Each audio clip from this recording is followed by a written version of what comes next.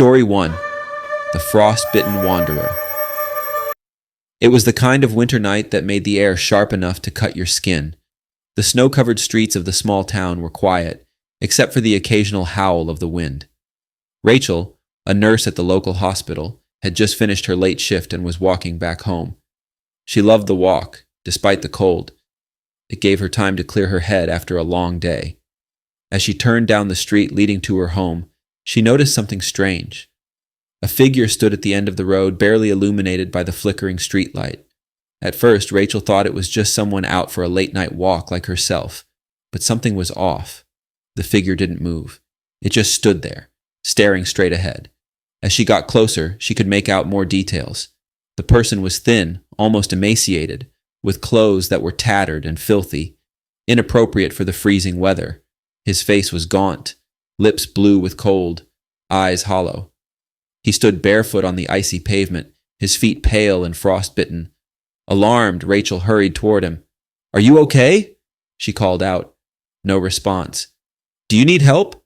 She reached out a hand to touch his shoulder, but as soon as she did, an icy chill ran through her body, colder than the winter air itself. The man's eyes shifted to meet hers, and for a brief moment, she felt a deep, gut-wrenching fear. There was something wrong with his eyes. They weren't human. They were like empty, frozen pits.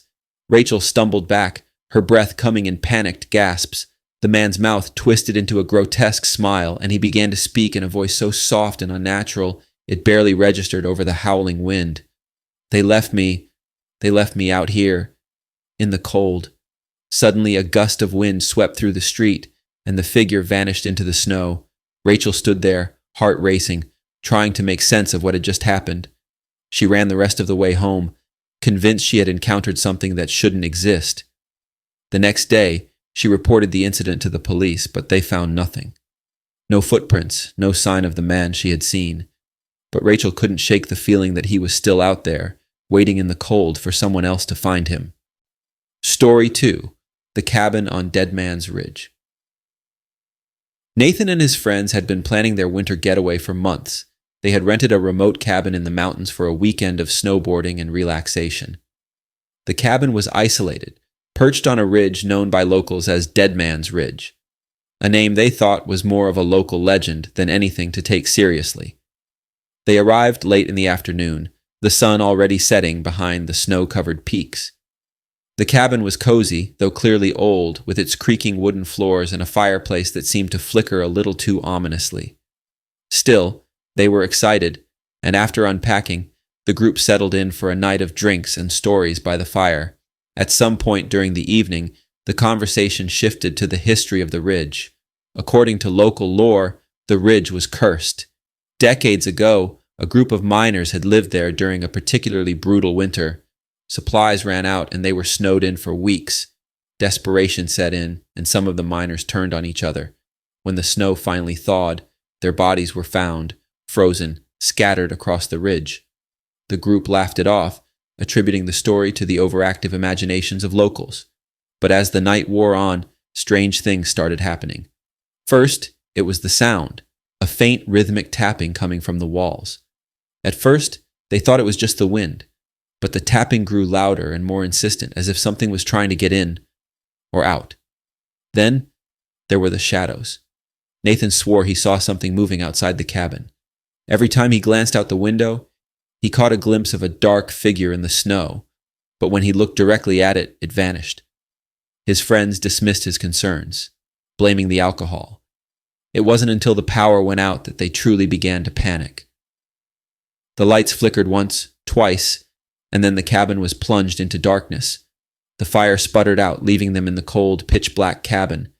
Suddenly there was a loud crash from the back room, followed by heavy footsteps. The group huddled together, terrified, as the footsteps drew closer. Nathan grabbed a flashlight and shone it toward the sound.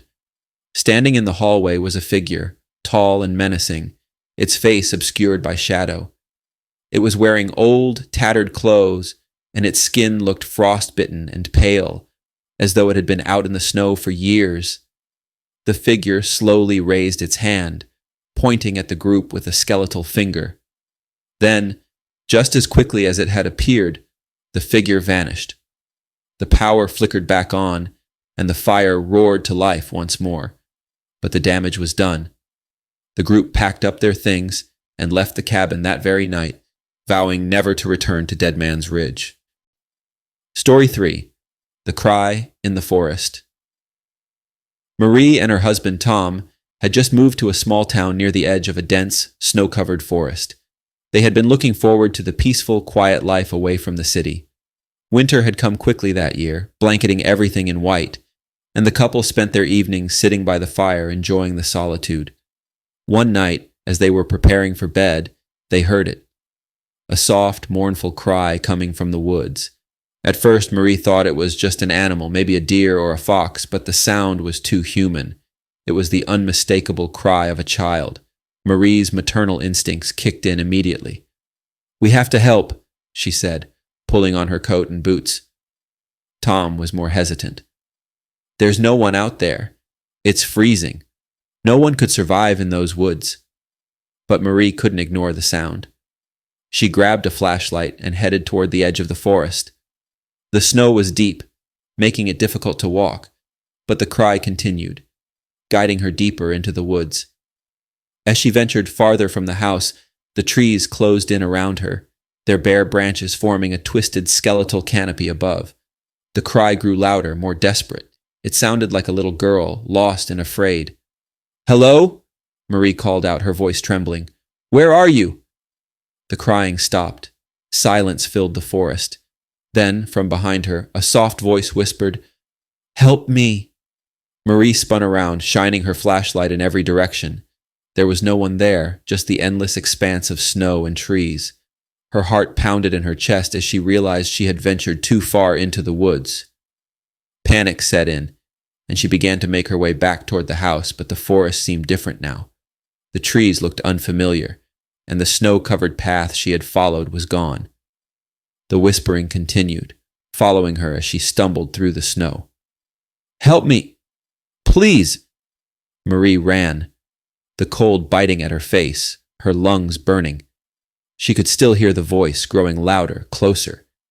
And then, just as she thought she was completely lost, she saw the faint glow of the house in the distance.